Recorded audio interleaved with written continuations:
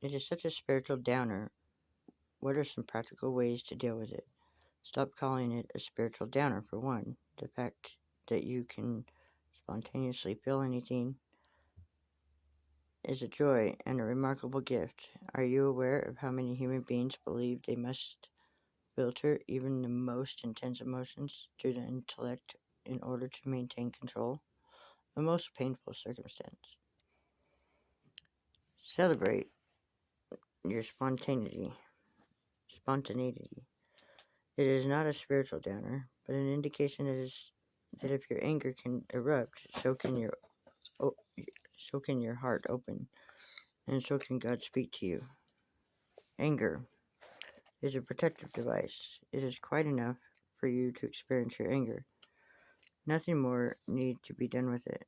Underneath anger is always fear, and underneath fear is always longing. Fear is one of the major cornerstones of the karmic condition. It speaks to the distrust of eternal love. It is a disbelief in yourself. It is an extreme perversion of truth and light and love, which is precisely what your world is all about.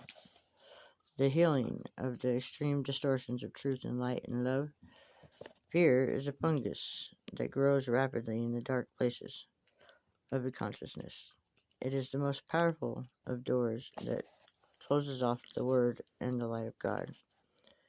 Fear is the dragon at the gate. It is denial of light, and denial of light is resistance to God.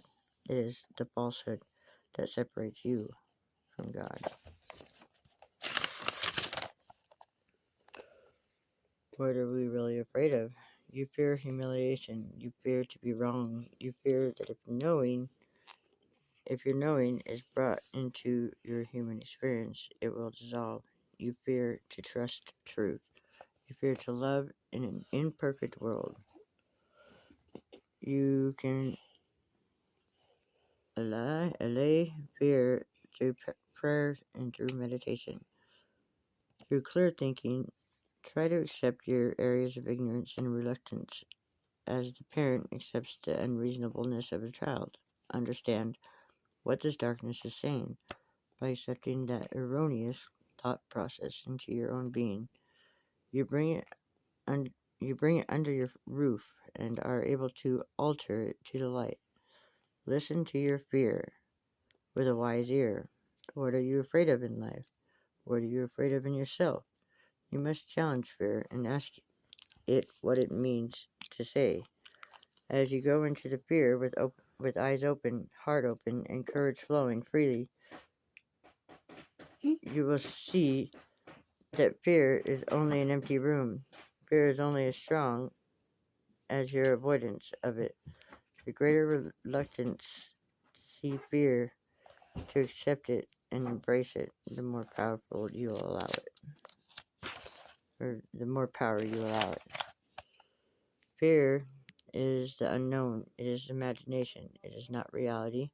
There is nothing to fear in the universe, even death, which is a fundamental truth and necessity in your particular scale of development, and has nothing to fear in it. Rest yourself in your reality of God's eternal and everlasting presence, and know that there are plans deeper,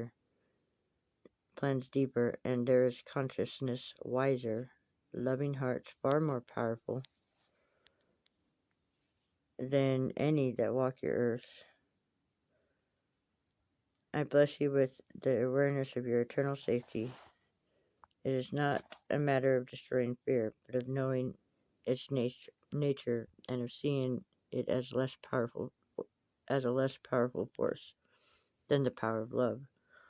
Fear is a trick, a sham, a sleight of hand. It is illusion. The master magicians are heavily at work in your world. Demand to see up the sleeve, behind the back, and underneath the table. Expose this magician for what he is. The magician of fear is a humbug. Fear is only looking in the mirror and making faces at oneself. Fears of unknown is forgetfulness. There is no such thing as the unknown to the soul. There is a natural fear and resistance when one does not recall one's own divinity.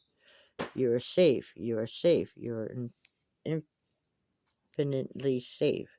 Oh, my dears, if I could only make it possible for you to experience the loving, gentle kindness of the universe, the balance, the fairness, the sweetness, and the joy, there would never be another moment of fear in your entire lives, and this is free. Serpent in the Garden of Eden is not sexuality, it is doubt. Yeah. Just check that out right there. Yeah. Maybe read it yourselves. Anyway, I really like this book. It's called a manual, or the Seth books. You know what I mean?